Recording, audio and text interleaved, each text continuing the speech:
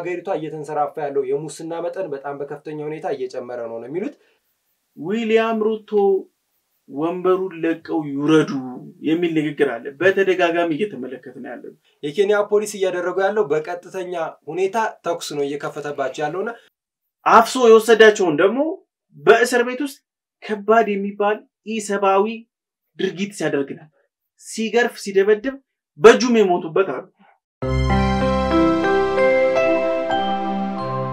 ሰላም ጤና ይስጥልን ውድ ሐሳብ ሚዲያ ቤተሰቦቻችን እንደምን ቆያችሁልን ሐሳብ ሌላችን ተጀምሯል ሐሳብ ሌላችን እንግዲህ እንደ ሁሉ ጊዜው በየለቱ የሚነሱ አበይት ክንውኖቻችንን እዚህ ጠረጴዛችን ላይ ያመጣን ሰፊ ውይይትና ሐሳብ አስተያየቶችን የምንሰጥበት ፕሮግራማችን ነው እናንተም በዚህ ፕሮግራም ላይ ያላችሁን ሐሳብ አስተያየት በታች ባለ መልእክት መስጫ ሳጥናችን ላይ ብታስቀምጡልን ደስ ይለናል የሰብስክራይብ ምልክቱን እየተጫናችሁ ቤተሰባዊነታችሁ አይለየን ይያልን በዛሬ ቆይታችን እንግዲህ በሁለት ትልልቅ አጀንዳዎች ነው የመጣነው ከጎረቤት ሀገራችን ኬንያ እንደዚሁም ቀጥለን ወደ ኔቶ ትልቅ የሚባል ጉባኤ ተካሂዷል እነዚህ ሁለት አጀንዳዎች ላይ በሰፊ እንወያያለን ዮርዳኖስ ለማና በረከት አብራችሁ ቆይታ ነው የምናደርገው በረከት እንዴት ነው እግዚአብሔር ይመስገን ሁሉ ሰላም እንግዲህ ዛሬ በሁለት ትልልቅ አጀንዳዎች ነው የመጣነው በመጀመሪያ በጎረቤት ሀገር ኬንያ የተነሳ ትልቅ አመጽ አለ የዚህም መነሻው ምክንያቱ እንግዲህ በርካቶች እንደሚያነሱት ከሆነ በሙስና ምክንያትና የኬንያ ፖሊሶች እየሄዱበት ያለው እርምጃ ተገቢ አይደለም በሚል በሁለት ትልልቅ አጀንዳዎች ላይ በኬንያ ትልቅ አመጽ ተነስቷል እንደዚሁም ኔቶ ትልቅ ስብሰባ አድርጎ ትልልቅ የሚባሉ ውሳኔዎችን አሳልፎ ነበር በዚህ ውሳኔ ላይ በርካታ የዓለም ሀገራቶች እንግዲህ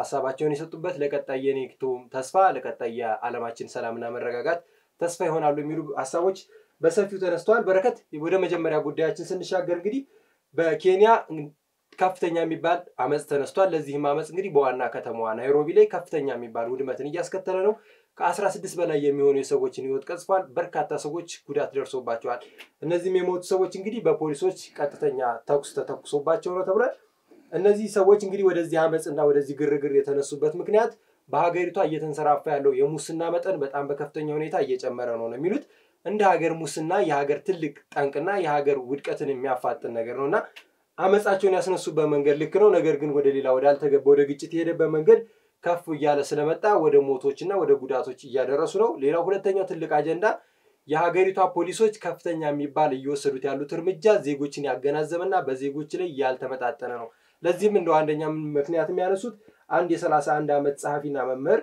በእስር ቤት ተገሏልና የዚህ ሰውዬ ጉዳይ በርካታ ኬንያኖችን እንዲንቀሳቀሱና በዚህ ሙቭመንት ላይ እንዲወጡ ያደረጋቸው ሐሳብ ነውና እንደው የኬንያን አመጽ እንደምን ተመለከቷል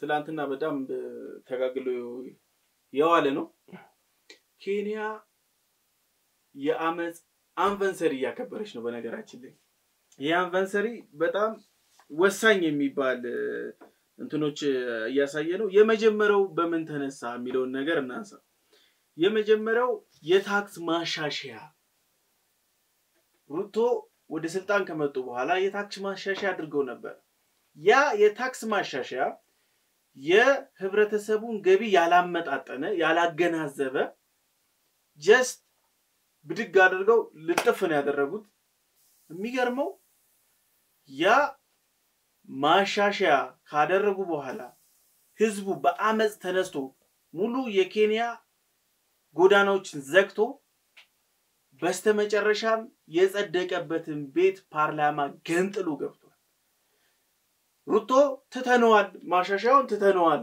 ቢሉ እንኳን አመጹ ሊበርድ አልቻለም በጣም ግን አሪፍ የሚባለው ነገር ሩቶ ከዛ በኋላ የሄዱበት መንገድ ነው ከተቋሚዎች ከአክቲቪስቶች ከያንዳንዱ ይመለከተኛል ባይጋ በይፋ በበይነ መረብ ሲወያዩ ነበር ጉዳዩ በዛ ሂደት ነው እየቀነሰ ይመጣ ግን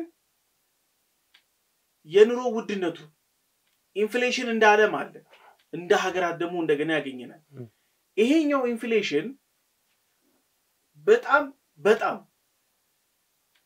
ኢኮኖሚህንና ገቢ ወጪህን የሀገርህን ሚኒመም ዌጅ ሳታጣራ ዝም ብለህ ከሄድክበት አሪፍ ኢኮኖሚስት ካላገኘ ይሄ ነው መጨረሻው ግን ለኬንያ ትልቁ ችግር ምንድነው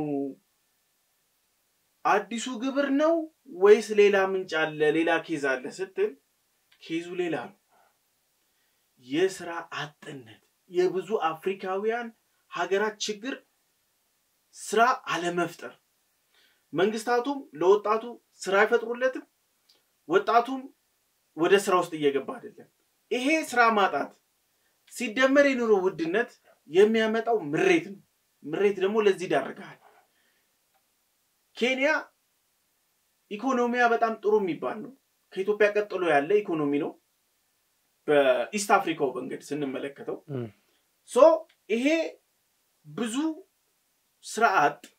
ስራ ካልተፈጠረለት መጨረሻው ምንድነው አመጽ ነው እንደውም በሁለቱ ጊዜዎች ላይ የተመለከተው በአምናውም በዘንድሮ ተመሳሳይ ጥያቄ አለ ዊሊያም ሩቶ ወንበሩን ለቀው ይውረዱ የሚል ንግግር አለ በተደጋጋሚ እየተመለከተን ያለው እንደዛ ነገር ውስጥ ምሬት ውስጥ እንደውም ሩቶ ኬንያ አስተዛሬ ካገኘቻቸው ፕሬዝዳንቶች በጣም የተሻለ የሚባል ነው በጣም ፍሌክሲብል የሆነ ሰው ነው አሪፍ እንቅስቃሴ ላይ ያለን በእርግጥ እንደ መንግስት ችግር አለው ካለ መንግስት ሆኖ በሐሜት ደረጃ የተነሳ ቢሆንም ለቸርቾች ገንዘብ ሲሰጡ ተገኙበት ነው ይህ በጣም አሳፋሪ ነው መንግስታዊ ጉቦኝነት አለ ይያልኩ ያለው ምንድነው ይወርዲ ጉቦ አለ አይደለም ጉቦ አሜሪካም አለ መንግስታዊ ጉቦኝነት አለ ይሄንን ነገር ደግሞ በፖሊስ ጣቢያዎቻቸው በሁሉም ቦታዎች ምሬቱን በጣም ካጋጋዱት ነገሮች ውስጥ አሁን ላይ ብንመለከት አንደኛ ኢንፍሌሽን በጣም ጨምሯል ሊቋቋሙት አልቻሉም እዚህ ላይ ደግሞ ምን አለ መሰለ የመልካም አስተዳደር እጦት አለ እሱም በምን እንግለጸው መሰለ ለፈለከው አገልግሎት ስትሄድ መጀመሪያ እጅ መንሸ ይዘህ የምትሄደው በእኛ ሀገር አባባል ምን አለ መሰለ በእጁ ነው በእግሩ ነው ሄዱ ይባላል ሆነ ጉዳይ አልፈጸም ብሎ በጣም ስትቸገር አረ እንደዚህ እኮ በቃ ተቸገርኩ ስትል በእጁ ነው በእግሩ ሄድኩ ምናምን ልክ እንደዛ ነው አሁን ኬንያ ውስጥ በእጅ ካልሆነ በእግር አይኬድም ያ ለዚህ ችግር ዳርጓል በነገራችን ላይ አሁን አመጹን ለማብረድ ደግሞ ፖሊስ እየወሰደ ያለው እርምጃ ደግሞ ይባስ የሚያስተቸው ነው ከባለፈው አመት አልተሻሻለም በርግጥ ስትመለከተው በውሃ በጣም ፕሬሸር ያለውን ውሃ በመልቀቅ ፒንክ ከለር ነበር ውሃ ከጨምረውበት ምን ያስበው እንደሆነ ባይገባኝም ከለሩ እንደዛ ጨምረው አድማመን ለመበተን በጭስ የአስለቃሽ ጭስ እነሱን ይወረውሩ ነበር እንደውም አምናት ዝካለ አንዱ በጣም ንዴት ውስጥ ከመግባቱ ማለት ነው የጭስ ቦምቡ ይተኮሳል አንስቶት እንደ ኦክሲጅን ብሎ ይሳበው ምሬት የመጨረሻው ደረጃ ይሄ ነው ይበላል ኢኮኖሚህን ማረጋጋት ካልቻልክ ይሄ ነው የሚመጣብህ ነገር ባሁኑም የታየው ነገር ይሄን አይነት ተመሳሳይ 16 ሰዎች ሞተዋል ይሄ ከረንትሊ ያለው መረጃ ነው በደንብ ደግሞ ነገሩ ሲጣራ ደግሞ ቁጥሩ ይጨምራል ከ100 በላይ ተጎርተዋል ፖሊስ የተመጣጠነ ኃይል አይደለም ይወሰደ ያለው የኃይል እርምጃ በዛ ላይ ማፈን ውስጥ ገብቷል ከትላንትና ወዲያ ጀምሮ የማፈን ሂደቶች ውስጥ ገብቶ ነበር አክቲቪስቶችን እንደዚህ እንቅስቃሴ ላይ ያደርጉ ይችላል ህብረተሰቡ አንቂ ናቸው የተባሉትን ሰዎች በማነቅ ውስጥ ነው ያለው አንቂ ሲታነቅ አስበው የህብረተሰቡ ድምጽ እንደመጣ ነው እዚህ ውስጥ ነው እየገባው የኬንያ ፖሊስ እልህ ውስጥ ተጋብቷል በዛ ላይ አፍሶ የወሰዳቸውን ደግሞ በእስር ቤት ውስጥ ከባድ የሚባል ኢሰባዊ ድርጊት ሲያደርግ ነበር ሲገርፍ ሲደበድብ በጁም የሞቱበት አሉ ይሄ ነገር የኬንያ መንግስት ምን አረገ መሰለ በሚዲያዎች ላይ ወጥቶ አመጹ እንዲበርድ ልመና ጭምር ገብቷል ለቴሌቪዥንና ሬዲዮ ጣቢያዎች በሙሉ የቀጥታ ዘገባ እንዳይዘግቡ ማስጠንቀቂያ ተሰጥቷል ለምሳሌ እንደዚህ የሚደረገው አመጹ የሚታይ ነው ሰዎች ሲሞቱ ፊት ለፊት እየታየ ነው ላይቭ ከሆነ ይባስ አመጹ የመጋጋል እድል አለው ሪከርድድ የሆኑ ነገሮች ከሆኑ ግን ፕሪ ሪከርድ ኮንትሮል ለማድረግ ሳንሱር ለማድረግ ይመቻል ያን ነገር ነው እየገባ ያለው እንጂ ችግሩን የመፍታት ሂደት ውስጥ እየተሳተፈ አይደለም የንግድ ተቋማቶች ትልልቅ የሚባሉ ኬንያ ውስጥ እንደምናውቀው ትልልቅ ዓለም አቀፍ ተቋሞች አሉ ሁሉም ዝግ ናቸው የኬንያ መንግስት የተፋጠጠው ከህዝቡ ጋር ነው ምናልባትም እንዳምናው ሊራዘም ይችላል ተብሎ በእንባውን ሰዓት ይተበቃል አዎ ይሄ አመጽ የመብረዱ ሁኔታ በጣም ከባድ ነው። ምክንያቱም መንግስት የሚሰጠው ምላሽ እንደምንመለከተው ተገቢ ያልሆነ ምላሽ ነው። እነዚህ አመጽ ውስጥ የነበሩ ሰዎችን ያው እንግዲህ አመጽ ላይ የመጣ ሰውን የምትመልስበት መንገድ አለ። ነገር ግን የኬንያ ፖሊስ እያደረገው ያለው በቀጥተኛ ሁኔታ ተኩስ ነው እየከፈተባቸው ያለውና ከሞቱ ሰዎች ወደ 8 የሚጠጉት ሰዎች ከፖሊሶች በተተኮሰ ጥይት ነው የሚል መረጃን ስመለከት ነበር። አመጽ ላይ እንደነዚህ አይነት መሳሪያዎችን መጠቀም ይበልጥ አመጹን ያፋፍመዋልና ይበልጥ ያካረዋል። ለዚህ አመጽ ዋንኛ እንደመነሻ ምክንያት የሚጠቅሱት እንግዲህ የ31 ዓመቱ ጸሐፊና መምህር አልበርት አንድ ከፍተኛ ወታደራዊ መኮንንን በመተቸቱ ምክንያት በእስር ላይ ነበረ። በዚህም ወር በእስር ላይ በነበረበት ወቅት ይሄ ጸሐፊ ተገሎ ነበር። የዚህም እንግዲህ የተጠረጠሩ 3 ፖሊሶች በፍርድ ቤት ነፃ ብለው ከተለቀቁ በኋላ በፖሊስ ጣቢያዎች ላይ የሚደረግ ድርጊት ተገቢ ያልሆነና ህዝቡን ያላማከለ ነው። ፖሊስ እንደነዚህ አይነት ሰዎችን የሚገልበት ስልጣን የለውም። ለፍርድ አቅርቦ የፍርድ ሂደቱን ሊያስፈጽም ይችላል እንጂ የመግደል መብት የለውም የሚል አመጽ ነው። ቅድም እንዳነሳው በሀገሪቷ የተንሰራፋው ሙስና ሀገሪቷን ወደ ትልቅ ቀውስ እየወሰዳል ነው። አሁን ላይ ያለው ትልቅ የአመጽ መነሻ ምክንያት እነዚህ ሁለት ምክንያቶች ህዝቡ ከዚህ በፊት ያለበትን የኑሮ ውድነት፣ የሥራ አጥነት፣ ሌሎች የሀገሪቷ ትልልቅ የሚባሉ ችግሮችን በአንድ ላይ ይዞት እንዲወጣ እንደ ምክንያት ሲጠቀሙበት ነበር።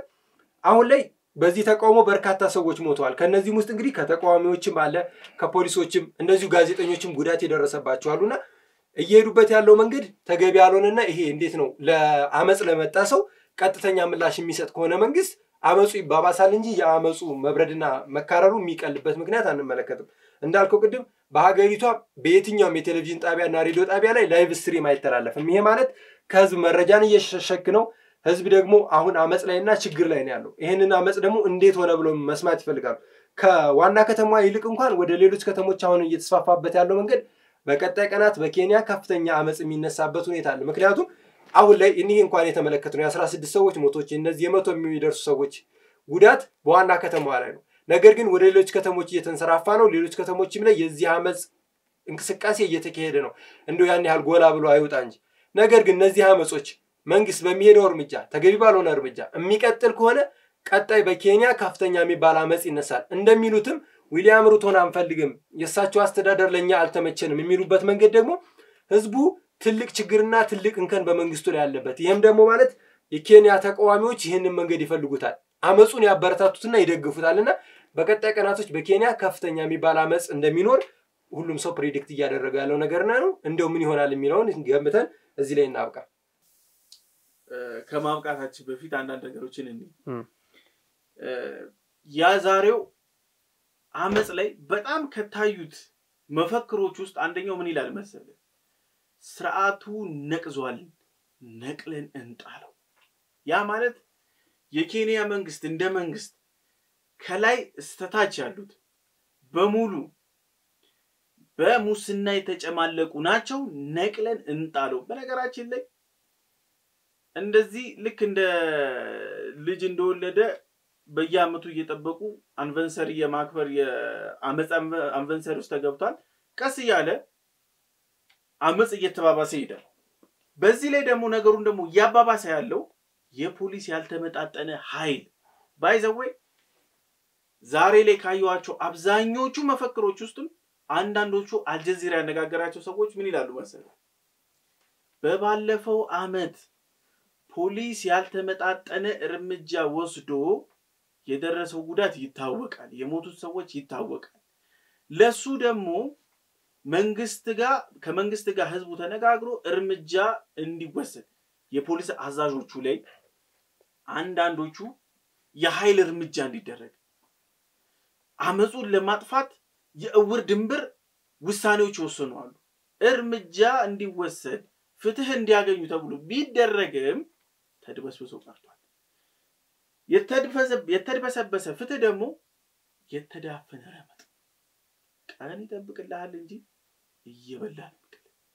እንግዲህ በቀጣይ ቀናቶች የምንመለከተው ይሄም አመጽ በቀላሉ እንደማይበርድና ዛሬ ላይ ብቻ በተነሱ ሐሳቦች ሳይሆን በባለፈው ላይ በነበሩ ሐሳቦች ላይ አሁንም ቀጥሎ የሚካሄድና በቀጣይ ቀናቶች ችግራቸው በዚህ መንገድ የሚሄድ ከሆነ ይበልጥ ነው አመጹን የሚያባብሰው። ነገር ግን መንግስት አፋጣኝ የሚለውን እርምጃ ከህዝቡ ጋር ያለውን ችግር ከህዝቡ ጋር መውሰድ ያለባቸውን እርምጃዎች ቢያንስ ሙሉ ለሙሉ ተፈጻሚ አይሆንም። ነገር ግን ይሄን አመጽ ማብረድ በሚችልበት መንገድ የዊሊያም ሩቶ መንግስት እንግዲህ ይሄንን ስልጣኑን ተጠቅሞ በሀገሪቱ ያለውን ሰላምና መረጋጋት በቅርብ ቀናት ያመጣል የሚለው ተጠባቂ ነው። እዚህኛው አጀንዳችን ላይ እዚህ ጋር እናብቃ። በረከት በጣም ጥሩ አመሰግናለሁ።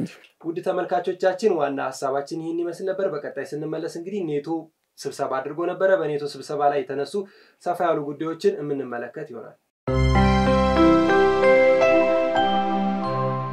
ተመልሰን መጥተናል ተመልካቾቻችን። እንግዲህ ሁለተኛ ጉዳያችን የሚሆነው ኔዘርላንድ የተደረገው የኔቶ አባል ሀገራት ትልቅ ስብሰባ ነው። በዚህም ትልቅ ስብሰባ ላይ በረከት እንግዲህ እንደ ዶናልድ ትራምፕ ያሉ ሀገራቶች ከዚህ በፊት ኔቶ ላይ ትልልቅ ጫና ያደርሱ ነበር። በተለይ የኔቶ ኢኮኖሚ ላይ የኔቶ ድጋፍ የሚያደርጉ ሀገራቶች እንደ አሜሪካ ያሉ ሀገራቶች ያለንን ገንዘብ እንቀንሳለን፣ የኔቶ አባል ሀገራቶች ሁሉም በሚወጡት ወጪ ልክ ነው የራሳቸውን ሰላምና መረጋጋት የተለያዩ ሰላምና መረጋጋትን መፍጠር የሚችሉት ይሉ ነበረ። ለዚህም መፍትሄ የሚሆነው በ2035 ከ10 ዓመት በኋላ እንግዲህ እነዚህ አባላት ሀገራቶች ካላቸው ኢኮኖሚ ላይ 5% እንግዲህ ከመከላከያና ከደህንነት የሚሆን ሽፋን ሊያደርጉ ይችላሉ ተብሎ ይገመታል። እነዚህ ሀገራቶች እንግዲህ 5% ይህንን ኢኮኖሚ መደገፋቸውና የኔቶን አባል ሀገራቶች ከያንዳንዳቸው ኢኮኖሚ ላይ ይሄ ነገር መውጣቱ በቀጣይ የአሜሪካን ጫና ይቀንሷል። በተለይ ደግሞ ለኔቶ ትልልቅ የሚባል ክፍያ የሚከፍሉ ሀገራቶች አሉ። በዛ ላይ አባላት ሀገራቶቹ ከዚህ የሚያገኙት ጥቅምና የሚሰጡት ገቢ ተመጣጣኝ አይደለም ሲሉ ነበር ዶናልድ ትራምፕ። ለዚህ ምላሽ የሚሆን እንግዲህ የኔቶ የኔዘርላንዱ ስብሰባ መፍትሄ የሚሆን ይመስለኛል በረከት። እዚህም ስብሰባ ላይ 5% የሚቀነሰው ለአባል ሀገራቱ ከያንዳንዱ ከሚዋጡት ሀገራቶች ላይ ለስብሰባውም ሆነ ለተለያዩ የደህንነትም የስጋትም ለሚቃጣባቸው ለየትኛውም ችግር የመቋቋሚያና አቅማቸውን ከፍ የሚያደርጉበት በተለይ ኔቶ በዓለም ላይ ያለው ተጽዕኖ ምን ያህል ነው ብለን ስንመለከት ከፍ ያለ ነውና እነዚህ አባል ሀገራቶች ይሄን ገቢ ማምጣታቸው ምን አይነት አስተዋጽኦ ይኖራል በረከት? እውነት ነው። የሰሜን አትላንቲክ የጦር ቃል ኪዳን ይሄ ቃል ኪዳን ሲመሰረት ከጂዲፒያቸው ላይ ከጂዲፒ የሚያገኙት በፐርሰንት ተሰልቶ ለዚህ ድርጅት እንዲገባ ነበር ስምምነቱ። ይሄ የቃል ኪዳን ጥምር የተቋቋመው ከሁለተኛው የዓለም የጦርነት ማብቃት በኋላ በከፍተኛ ደረጃ የራሻን የጦር አቅም ይፈሩት ነበር እና ስጋት ነበር።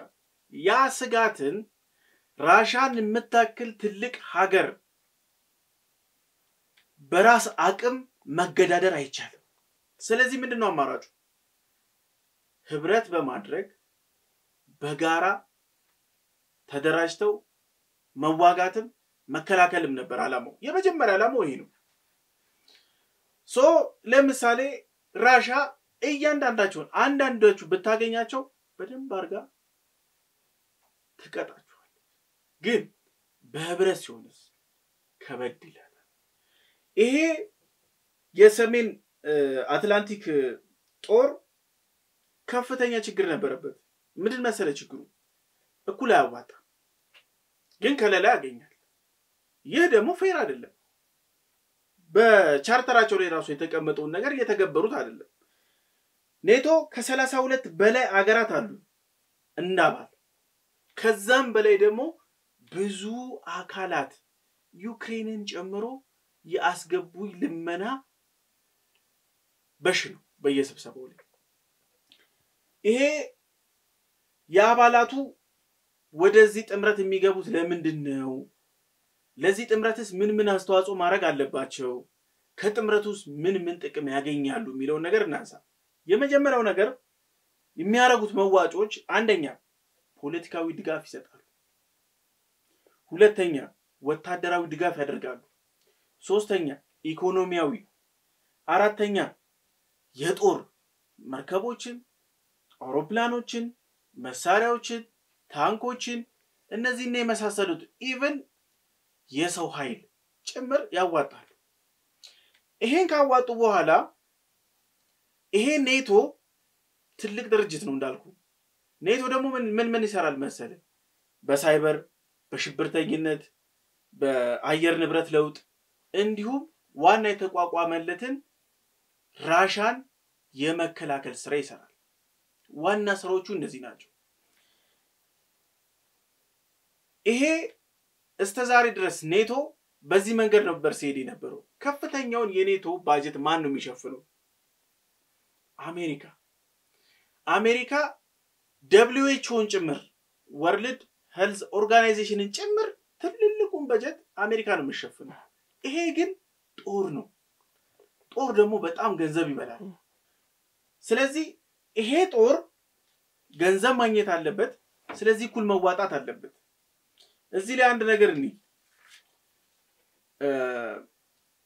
በጣም ለትራምፕ እንደ ድል ከተቆጠረ ድል ትላንትና በኔቶ 2025 ያስቆጠሩት ስኬት ትልቅ ስኬት ለትራምፕ እንዴት አልኩ መሰለ ትራምፕ በምርጫ ወቅት ምን ብለው ነበር መሰለ አሜሪካ በኔቶ እየተበዘበዘች ነው እኛ ባዋጣነው ነው እነሱ እየተጠቀሙ ያሉት ኢቭን በቻርተሩ ላይ በደንቡ ላይ በመተዳደሪያ ደንቡ ላይ የተጻፈውን እንኳን ያክል አያዋጡም The 28 countries of NATO, many of them aren't paying their fair share. ቢያንስ ይክፈሉ ብለው ተናግሯል ትራምፕ We're defending them, and they should at least be paying us what they're supposed to be paying by treaty. ይሄ ትራምፕ የምርጫ ወቅት ላይ ያደረጉት ንግግር ትራምፕ ምን ብለዋል መሰለ አሁን ትላንትና ያሉት ላይ አሁን ደስተኛ ነን ፍትሃዊ አፈጻጸምም ክፍያም እየታየ ነው እኔ ከመጣው በኋላ ከ2% ወደ 3 ከ3 ወደ 4 አሁን 5% ደርሰዋል At 4 countries they were up to 2% and ስለዚህ አሉ ትላንትና ስብሰባ ላይ ምን አይነት ወርደር ሰጡ መሰለ ደብል አርጉት to more than double their budgets in all cases እነዚህ 23 ሀገራት ከዛ በላይ ያሉት ተጣጣረው የዩክሬንን ውድቀት ከተመለከቱ በኋላ ደንግጠው ተጣጣረው ካላቸው ከቅልቀንድ ቀንሰው ነው ይሄንን ወጪ ያወጡት 5% ላይ ደረሱት ትራምፕ ምን አሉ ደብል አርጉት ሐሳብ አይደለም የሰጡት ማስጠንቀቂያ ነው የሰጡት ይሄ 5% ምናልባትም ከትንሽ ጊዜ በኋላ ወደ 10% ያድጋል ማለት ነው ሶ ይሄ ምንን ያመጣል መሰለ ከፍተኛ የሆነ አቅም ለኔቶ ይሰጣል ኔቶ ደግሞ ወታደራዊ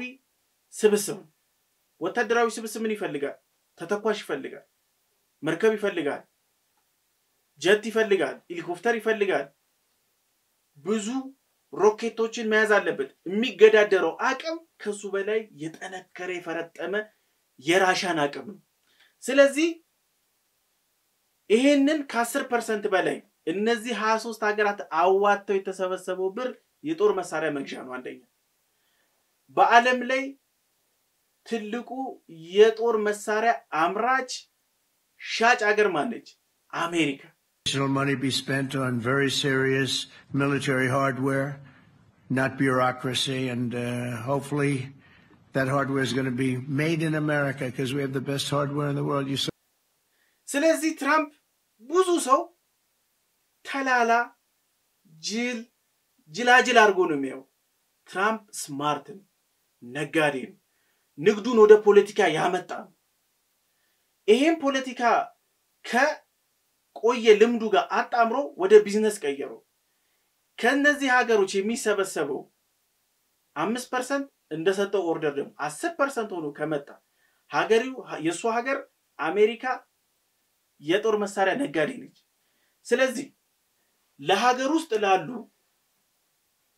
የጦር መሳሪያ አምራች ካምፓኒዎች ትልቅ ኢንቨስትመንት ነው ይዞ የመጣው ትራምፕ ቢዝነስማን ነው ያልኩህ ነገር ላሳየህ በደንብ ከወራት በፊት ሳውዲንና ይሄ የገልፍ ሀገራትን በጎበኘ ሰዓት ተዚልህ ከሆነ የሆነ ቦርድ ይዞ ይሄን ያክል የጦር መሳሪያ መርከብ ሄሊኮፕተር ጀት ምናምን ያለ ከሳውዲ ፕሪንሰስ ጋር ሲያሳይ ነበር A big purchaser of equipment and lots of other things.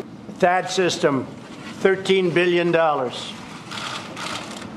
The C-130 airplanes, the Hercules, great plane, $3.8 billion. The Bradley vehicles, that's the tanks, $1.2 billion. And the P-8 Poseidons, $1.4 billion. ጨዋታው ቢዝነስ መሳሪያ ንግዱን የአሜሪካ የመሳሪያ አምራች ድርጅቶች ያለባቸውን ጥማት ለማርገብ ነው ትራምፕ እየዞረ ከአረቡ ዓለም ገንዘብ ሰብስቦ ወደ 600 ቢሊዮን ሲተነተን ወደ 2 ትሪሊዮን ዶላር ነው ኢንቨስትመንት ይዞ የገባው ለዛም ሁለት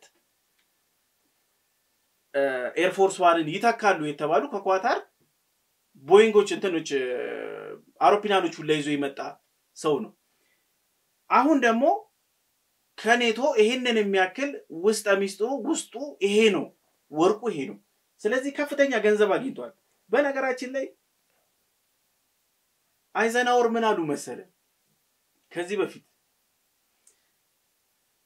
የመንግስት ምክር ቤቶች ወታደራዊ ትጥቅ ማምረቻ ኮምፕሌክሶቻችን ተጽዕኖ መንግስት ላይ ተጽዕኖ ከማድረሳቸው በፊት መጠንቀቅ አለብን መቆጣጠር አለብን ብለው ነበር In the councils of government we must guard against the acquisition of unwarranted influence whether sought or unsought by the military industrial complex እሳቸው ፕሪዲክት ያደረጉት ነገር ደረሰ የአሜሪካንን መንግስት ወደ ምርጫም ሲመጡ ገንዘባቸውን ኢንጀክት የሚያደርገው ከምርጫው ላይ ሆኖ ጦርነትን መጥመቅ ካልቻሉ ልክ እንደ ዩክሬን ያሉ ጦርነቶችን ስፖንሰር ማድረግ ካልቻሉ ወይ ደግሞ ክብሪት ካልጫሩ ከምርጫ ቶሎ አግለሉ ነው የሚወርዳቸው ሶ እኚህ ሰው ያሉት ነገር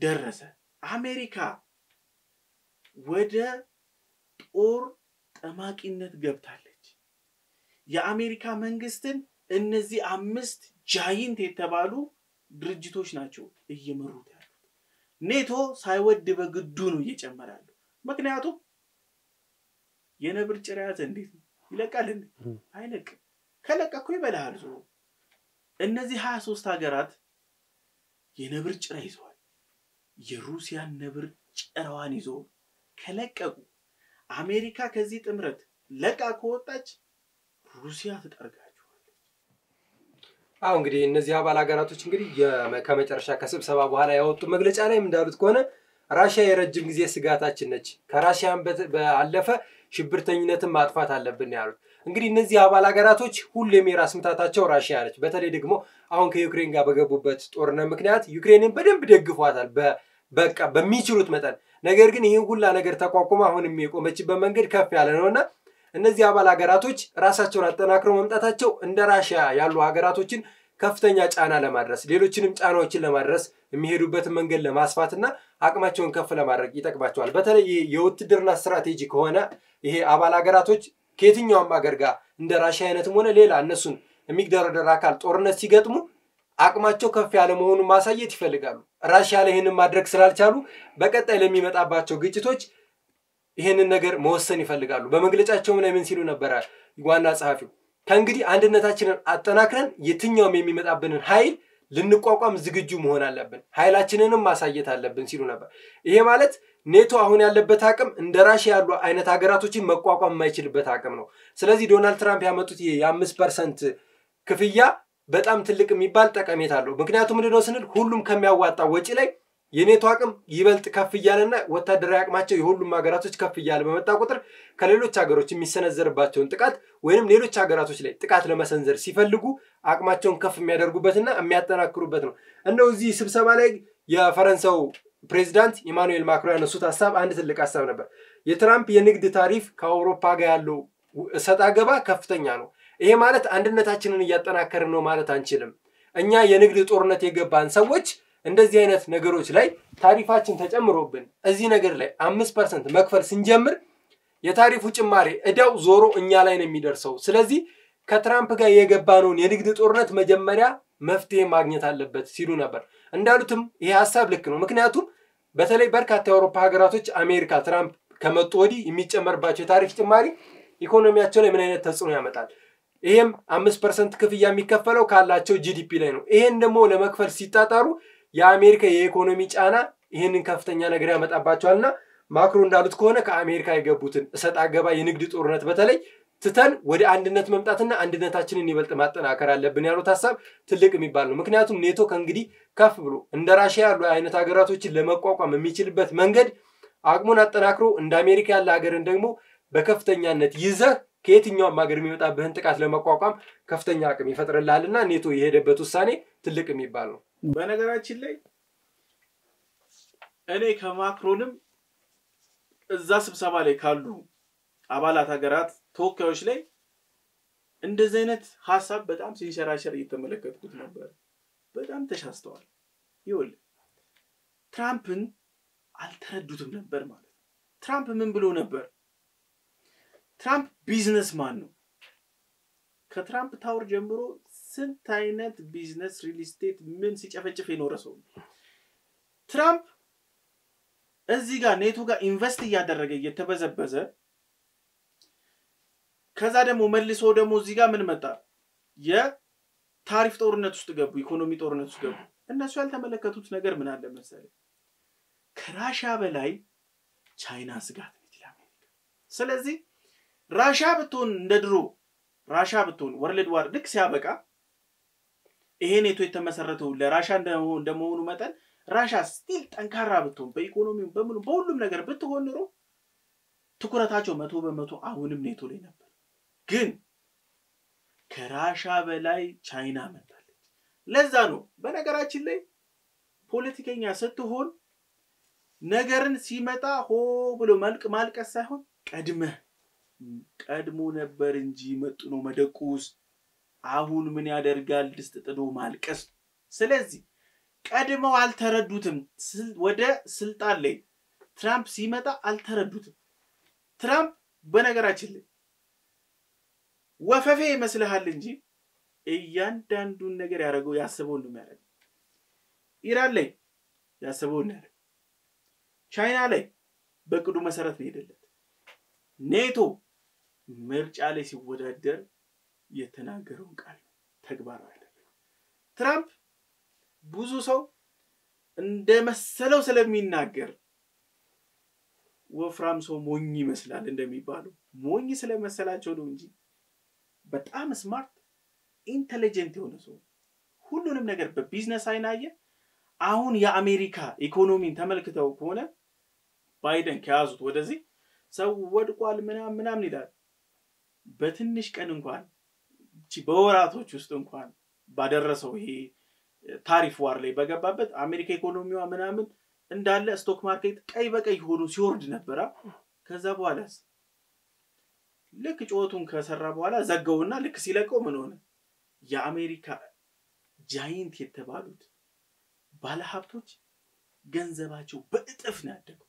ያ ማለት በቢዝነስ በኢኮኖሚክ አሰራር ህጋዊ ሌብነት ማለት ነው። ዶናልድ ትራምፕ በተለይ እዚህ ኔቶ ላይ ይሄ የ5% ውሳኔ ላይ ለሳቸው እንደ ትልቅ ድል ነው። በተለይ ደግሞ ለኔቶም ይሄ ነገር ይጠቅመዋል። ወደፊት ትልቅ ተስፋን ይዞ የሚመጣ ጉዳይ ነው። በረከት ለዛሬ ያለን ጉዳይ እዚህ ጋር እናብቃ። በጣም ጥሩ። እኔም አመሰግናለሁ። ቴንክ ዩ።